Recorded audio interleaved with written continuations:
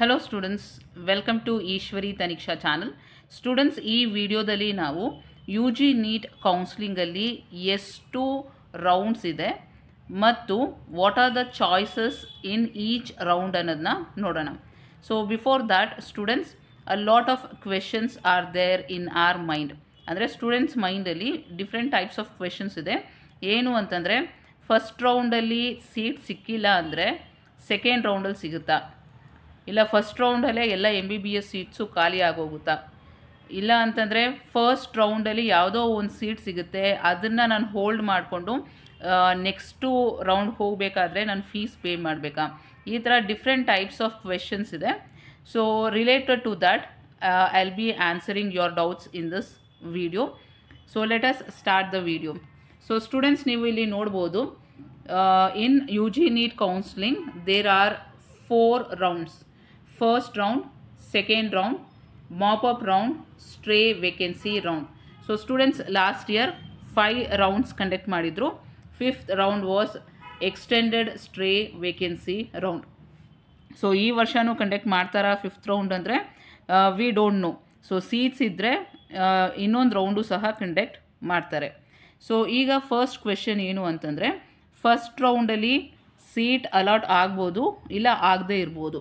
So seat allot ಆದರೆ ಏನು ಮಾಡಬೇಕು, ಸೀಟ್ ಅಲಾಟ್ ಆಗಿಲ್ಲ ಅಂದರೆ ಏನು ಮಾಡಬೇಕು ಅಂತ ನಾವು ಈ ವಿಡಿಯೋದಲ್ಲಿ ನೋಡೋಣ. ಸೊ ಫಸ್ಟು, ಸೀಟ್ ಅಲಾಟ್ ಆಗಿಲ್ಲ ಅಂದರೆ ಏನು ಮಾಡಬೇಕು. ಸೊ ಫಸ್ಟ್ ರೌಂಡಲ್ಲಿ ನಿಮಗೆ ಸೀಟೇ ಅಲಾಟ್ ಆಗಿಲ್ಲ ಅಂದರೆ students, you have to participate in the second round. So second ರೌಂಡ್ಗೆ ನೀವು ಪಾರ್ಟಿಸಿಪೇಟ್ ಮಾಡೋದಕ್ಕೆ ಏನು ಮಾಡಬೇಕು ಅಂತಂದರೆ, ರಿಜಿಸ್ಟ್ರೇಷನ್ ಏನು ಮಾಡಬೇಕಾಗಿಲ್ಲ, ಇಲ್ಲ ಹೊಸ ಕಾಲೇಜಸ್ ಏನು ಆ್ಯಡ್ ಮಾಡಬೇಕಾಗಿಲ್ಲ. ನೀವು ಎಷ್ಟು ಕಾಲೇಜಸ್ ಆಪ್ಷನ್ ಎಂಟ್ರಿಯಲ್ಲಿ ಮಾಡಿರ್ತೀರೋ ಆ ಎಲ್ಲ ಕಾಲೇಜಸ್ಸು ನಿಮಗೆ ಅವೈಲೇಬಲ್ ಇರುತ್ತೆ. ಫಾರ್ ಎಕ್ಸಾಂಪಲ್, ನೀವು 20 ಕಾಲೇಜಸ್ ಆಪ್ಷನ್ ಎಂಟ್ರಿಯಲ್ಲಿ ಮಾಡಿದರೆ all the 20 colleges will be available for the second round. So ನೀವು ಬೇಕಾದರೆ ಡಿಲೀಟ್ ಮಾಡ್ಬೋದು, ರೀಅರೇಂಜ್ ಮಾಡ್ಕೋಬೋದು, ಬಟ್ ನ್ಯೂ ಆಪ್ಷನ್ಸ್ನ ಆ್ಯಡ್ ಮಾಡೋಕ್ಕೆ ಆಗೋದಿಲ್ಲ. So this is for the candidates for whom the seat is not allotted. So second question, first ರೌಂಡಲ್ಲೇ seat allot ಆಗಿಲ್ಲ ಅಂದರೆ second ರೌಂಡಲ್ಲಿ ಸಿಗುತ್ತಾ ಅಂತ. So the answer is possibility is there, chances are there. ಹೇಗೆ ಅಂತ ನೋಡೋದಾದರೆ, ಫಸ್ಟ್ ರೌಂಡಲ್ಲಿ ಸೀಟ್ ಸಿಗದವರು ಎಲ್ಲರೂ ಅಡ್ಮಿಷನ್ ತೊಗೊಳ್ಳೋದಿಲ್ಲ. ಯಾಕೆ ಅಂತಂದರೆ, ಸೊ ಒಂದು ಪಾಸಿಬಿಲಿಟಿ ಬಂದ್ಬಿಟ್ಟು ಸ್ಟೂಡೆಂಟ್ಸ್ಗೆ ಆಲ್ರೆಡಿ MCC ಕೌನ್ಸ್ಲಿಂಗಲ್ಲಿ ಅಲಾಟ್ ಆಗಿರುತ್ತೆ, ಇಲ್ಲೂ ಸಹ ಅವರು ಅಪ್ಲೈ ಮಾಡಿರ್ತಾರೆ. So chances are there that MCCಯಲ್ಲಿ ಅವರಿಗೆ ಬೆಟರ್ ಕಾಲೇಜ್ ಸಿಕ್ಕಿದರೆ ಅಲ್ಲೇ ಅಡ್ಮಿಷನ್ ಆಗಿರ್ಬೋದು. So that is one possibility. Second possibility ಏನು ಅಂತಂದರೆ, ಸ್ಟೂಡೆಂಟ್ಸು ಸುಮ್ಮನೆ ಆಪ್ಷನ್ ಎಂಟ್ರಿ ಮಾಡಿರ್ತಾರೆ, ಆ ಕಾಲೇಜಿಗೆ ಸೇರಲ್ಲ ಅಂತಂದ್ರೂ ಆಪ್ಷನ್ ಎಂಟ್ರಿ ಮಾಡಿಬಿಟ್ಟಿರ್ತಾರೆ. ಸೊ ಬಟ್ ಅವ್ರಿಗೆ ಫೀಸ್ ಪೇ ಮಾಡೋಕ್ಕೆ ಆಗೋದಿಲ್ಲ. ಎಕ್ಸಾಂಪಲ್, ಪ್ರೈವೇಟ್ ಕಾಲೇಜಸಲ್ಲಿ ಲೈಕ್ 20-22 lakhs ಇರ್ಬೋದು. ಸೊ ಕಾಸ್ಟ್ ತುಂಬ ಇರೋದ್ರಿಂದ ಸೊ ಅವ್ರಿಗೆ ಪೇ ಮಾಡೋಕ್ಕೆ ಆಗದೇ ಇರ್ಬೋದು. ಸೊ ಅಂಥ ಸೀಟ್ಸ್ನ ಅವರು ಬಿಡುವಂಥ ಚಾನ್ಸಸ್ ಇರುತ್ತೆ. ಸೊ ಥರ್ಡ್ ಪಾಸಿಬಿಲಿಟಿ ಏನು ಅಂತಂದರೆ, ಅವ್ರಿಗೆ ಆ ಕಾಲೇಜ್ ಇಷ್ಟನೇ ಇರಲ್ಲ, ಸುಮ್ಮನೆ ಆಪ್ಷನ್ ಎಂಟ್ರಿಯಲ್ಲಿ ಮಾಡಿರ್ತಾರೆ. ಸೊ ಒಂದು ಸರಿ ಅಲಾಟ್ ಆದಮೇಲೆ ಅವರು ಜಾಯಿನ್ ಆಗೋಕ್ಕೆ ಇಷ್ಟ ಇಲ್ಲ ಅಂತಂದರೆ ಅಂಥ ಸೀಟ್ಸ್ನ ಸಹ ಬಿಡ್ಬೋದು. ಸೊ ಲಾಸ್ಟ್ ಇಯರ್ ಆ ಥರ ಏನಾದರೂ ಪಾಸಿಬಿಲಿಟಿ ಇತ್ತಾ ಅಂತ ಕೇಳಿದ್ರೆ, ಎಸ್, ಲಾಸ್ಟ್ ಇಯರು ಸಹ ಆ ಥರ ಎಷ್ಟೊಂದು ಗೌರ್ನಮೆಂಟ್ ಸೀಟ್ಸು ಸಹ ಇತ್ತು ಸೆಕೆಂಡ್ ರೌಂಡಲ್ಲಿ, ಮತ್ತು ಪ್ರೈವೇಟ್ ಸೀಟ್ಸ್ ಸಹ ಅವೈಲೇಬಲ್ ಇತ್ತು. Government seats usually first and second ರೌಂಡಲ್ಲಿ ಕಂಪ್ಲೀಟ್ ಆಗುತ್ತೆ, ವೇರಸ್ ಪ್ರೈವೇಟ್ ಸೀಟ್ಸು ನಿಮಗೆ ಆಲ್ಮೋಸ್ಟ್ ಲಾಸ್ಟ್ ರೌಂಡ್ವರೆಗೂ ಅಟ್ಲೀಸ್ಟ್ ಫ್ಯೂ ಸೀಟ್ಸ್ ಆದರೂ ಇದ್ದೇ ಇರುತ್ತೆ. ಸೊ ವರಿ ಮಾಡ್ಕೋಬೇಡಿ. ಫಸ್ಟ್ ರೌಂಡಲ್ಲಿ ಅಲಾಟ್ ಆಗಿಲ್ಲ ಅಂತಂದರೆ ಎಲ್ಲ ಸೀಟ್ಸು ಖಾಲಿ ಆಗೋಗುತ್ತೆ, ನೆಕ್ಸ್ಟ್ ರೌಂಡಲ್ಲಿ ಇರೋದಿಲ್ಲ. ಇಲ್ಲ ಫಸ್ಟ್ ರೌಂಡಲ್ಲಿ ನನಗೆ ಅಲಾಟ್ ಆಗಿಲ್ಲ ಅಂದರೆ ನೆಕ್ಸ್ಟ್ ರೌಂಡಲ್ಲಿ ಅಲಾಟೇ ಆಗಲ್ಲ ಅನ್ನೋ ಥರ ಅಂದ್ಕೋಬೇಡಿ.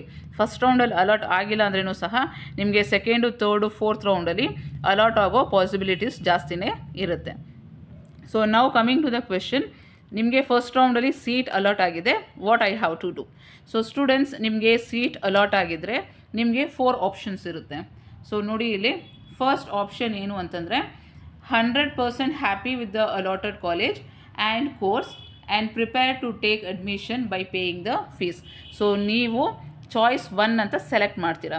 ಸೊ ಸೆಲೆಕ್ಟ್ ಮಾಡ್ತಾ ಇದ್ದೀರಾ ಅಂದರೆ ಅರ್ಥ ಏನು ಅಂತಂದರೆ, you are happy with the seat, ಮತ್ತು ನೀವು ಸೆಕೆಂಡ್ ರೌಂಡ್, ಥರ್ಡ್ ರೌಂಡಲ್ಲಿ ಪಾರ್ಟಿಸಿಪೇಟ್ ಮಾಡೋಕ್ಕೆ ನಿಮಗೆ ಇಷ್ಟ ಇಲ್ಲ. ಸೊ ಕೌನ್ಸ್ಲಿಂಗಿಂದ ಆಚೆ ಹೋಗ್ತೀನಿ, that means I am taking admission in that particular college ಅಂತ ಅರ್ಥ.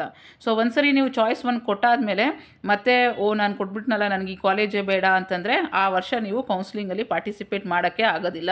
ಸೊ ನೀವು ತುಂಬ ಕೇರ್ಫುಲ್ಲಾಗಿ ಚಾಯ್ಸಸ್ನ ಎಂಟರ್ ಮಾಡಬೇಕಾಗುತ್ತೆ. ಒನ್ಸ್ ಚಾಯ್ಸ್ ಕೊಟ್ಟಾದಮೇಲೆ then again you cannot say that ನನಗೆ ಇಷ್ಟ ಇಲ್ಲ, ನಾನು ಸೆಕೆಂಡ್ ರೌಂಡಲ್ಲಿ ಪಾರ್ಟಿಸಿಪೇಟ್ ಮಾಡ್ತೀನಿ ಅಂತ ಹೇಳೋಕ್ಕೆ ಬರೋದಿಲ್ಲ. So be careful while choosing the choices. Choice 2 ಏನು ಅಂತಂದರೆ, ನಿಮಗೆ ಯಾವುದೋ ಒಂದು ಕಾಲೇಜಲ್ಲಿ ಸೀಟ್ ಅಲಾಟ್ ಆಗಿರುತ್ತೆ, ಬಟ್ ನೆಕ್ಸ್ಟ್ ರೌಂಡಲ್ಲಿ ನೀವು ಟ್ರೈ ಮಾಡಬೇಕು ಅಂತ ಇರ್ತೀರ, ಬೇರೆ ಯಾವುದಾದ್ರೂ ಕಾಲೇಜಲ್ಲಿ ಬೆಟರ್ ಕಾಲೇಜಲ್ಲಿ ಸೀಟ್ ಸಿಗುತ್ತಾ ಅಂತ.